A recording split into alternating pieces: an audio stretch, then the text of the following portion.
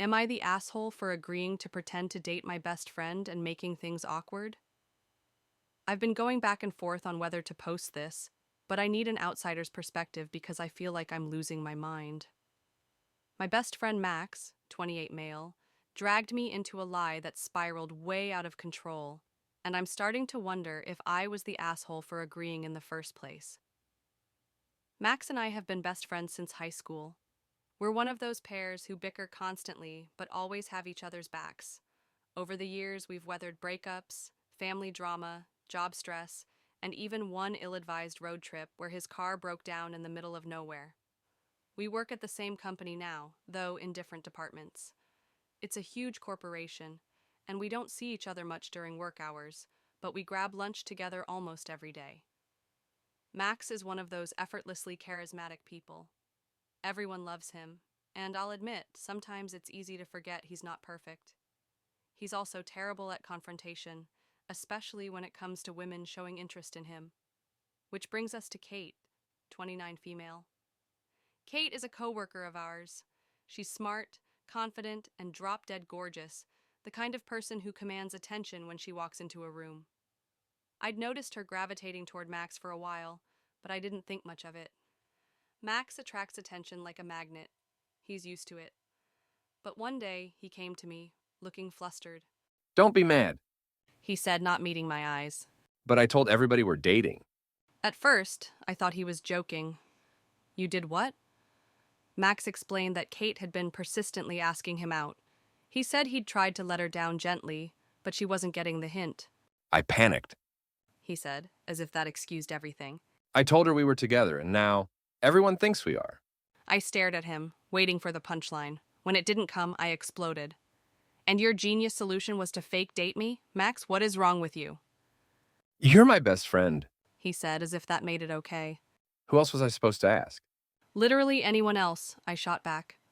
But Max, being Max, he had already convinced himself it was harmless. It's just for a little while. He promised. No one will even notice. I wanted to say no. I should have said no. But the thing is, Max knows how to get under my skin. He knows how to make me laugh, how to make me feel guilty, and how to make me agree to things I know are bad ideas. Fine, I said finally. But this isn't free. You owe me daily fries and milkshakes for as long as this lasts, Deal. he said, flashing that infuriatingly charming smile of his. I quickly realized I'd made a huge mistake. The next day, I walked into the office, and everyone was staring at me. Whispers followed me down the hallway, and people I barely knew were suddenly interested in my personal life. Max, of course, thought this was hilarious. Maybe because they think you snagged the most eligible guy here? He said, smirking when I confronted him about it. Max, what did you tell them? I demanded. Just the usual, we're crazy about each other narrative. He said, completely unfazed. The worst part was Kate. Her attitude toward me changed overnight. She went from being polite and professional to cold and outright hostile.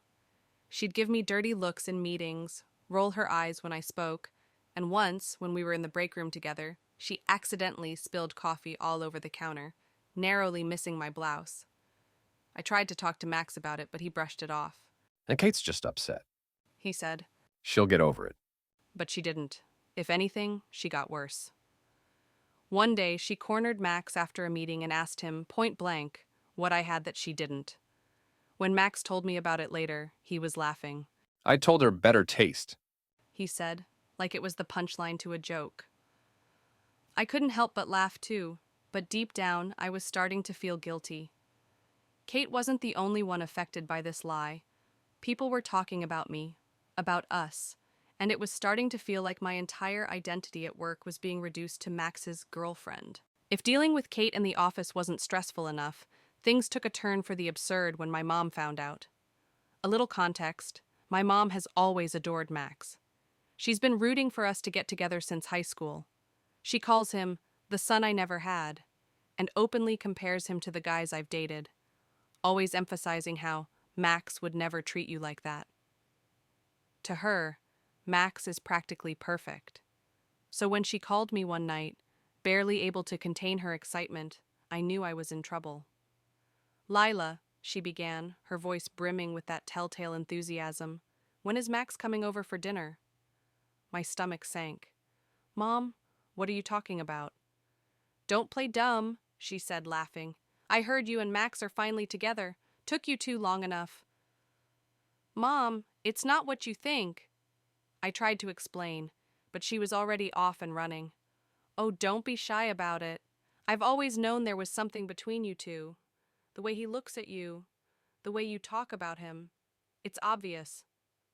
Mom, I said firmly, we're not actually together. It's complicated. She didn't believe me. You're so silly, she said. You've always been private about your relationships, but you can't keep this from me. I want to meet him officially as your boyfriend. I'll make his favorite, pot roast with garlic mashed potatoes. I groaned inwardly. I knew how stubborn my mom could be. There was no convincing her once she'd made up her mind. I tried to push it off, telling her we were busy and couldn't come over anytime soon, but I could hear the disappointment in her voice. The worst part? When I told Max about it, he thought it was hilarious. Your mom's cooking is the best. He said, grinning like a kid who just got invited to a sleepover. Max, this isn't funny, I snapped. Come on, Lila. He said. You can't tell me you don't miss her pot roast. Max, we're not actually dating, I reminded him. So you're telling me you blocked a free meal? That's some next-level gatekeeping. He teased. I wanted to scream. To Max, this was all a big joke. He wasn't the one dealing with my mom's matchmaking fantasies or the crushing guilt of disappointing her. I felt like I was trapped in a lie I hadn't even created. The breaking point came at a company event, a semi-formal mixer organized by HR to foster collaboration, or whatever corporate nonsense they were trying to sell. I'd been dreading it for days. By this point, the rumors about me and Max had spread through the office like wildfire, and I knew I'd be walking into a minefield of gossip and judgment. The moment I stepped into the venue, I could feel the weight of everyone's stares. Conversations hushed as I passed, and I caught snippets of whispered comments. Can you believe she landed Max? I heard they've been together since high school. Do you think it's serious? I wanted to crawl under a table and disappear. Kate was there, of course, glaring at me from across the room like I'd personally ruined her life. Her icy stare was so intense I half expected her to march over and confront me on the spot. Max, meanwhile, was oblivious to the tension. He greeted me with his usual over-the-top enthusiasm, drawing even more attention to us. There she is. He said loudly, grinning as he pulled me into a one-armed hug. My better half. I forced a smile, but inside, I was seething. Did he not realize how uncomfortable this was for me? I waited until we were away from the crowd before I let him have it. This has to stop, I hissed, my voice low but firm. Max looked at me, surprised. What are you talking about? People actually believe we're a couple, Max, I said. Kate hates me. Everyone's gossiping. My mom is planning a wedding. This isn't just some harmless joke anymore. Max rolled his eyes. You're overthinking this. He said dismissively. It's not a big deal. Not a big deal? I repeated, incredulous. Do you even realize what this is doing to me? My reputation at work is shot. Kate practically wants to kill me, and my mom thinks you're her future son-in-law. For a moment, Max looked like he was going to argue, but then his expression softened. Lila. He said, his voice quieter now. I didn't mean for it to get this complicated. I needed you. Something about the way he said it made my anger waver. Max rarely let his guard down like that, and for a split second, I wondered if there was more to this than I realized. But before I could say anything, he shrugged and flashed his usual grin. Come on. He said, nudging me playfully. Let's just get through tonight. We'll figure it out later. Later that night, after the event had finally ended, Max walked me to my car. For once, he seemed uncharacteristically quiet, like he had something on his mind. Hey. He said finally, breaking the silence. What? I asked, still feeling a little annoyed from our earlier conversation. He hesitated, running a hand through his hair. I've been thinking. Oh no, I said sarcastically. Dangerous territory. Max gave a half smile, but he didn't take the bait. Instead, he looked at me with an intensity I wasn't used to. What if we stopped pretending? He said. I froze. What are you saying? You know exactly what I'm saying, Lila. I shook my head, trying to process what was happening. No, I want to hear you say it. He took a deep breath, his usual confidence replaced by something that looked almost like vulnerability. Lila, will you be my girlfriend? For a moment, I couldn't speak.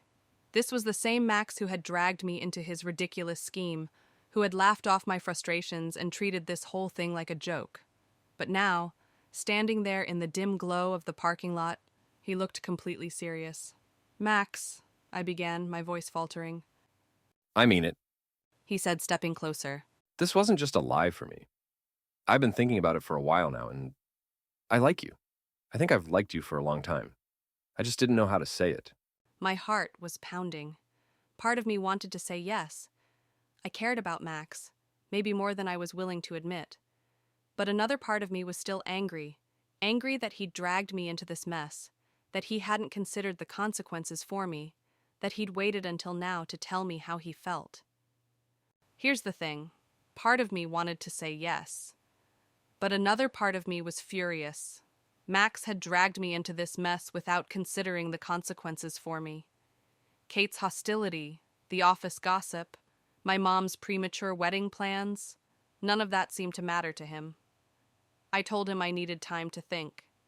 Since then, things have been awkward between us. Kate is still giving me death stares. My mom keeps asking about her future son-in-law, and I can't shake the feeling that Max and I have crossed a line we can't uncross. So, am I the asshole for agreeing to pretend to date my best friend? Should I have said no from the start? Or am I overreacting to something that's not really a big deal?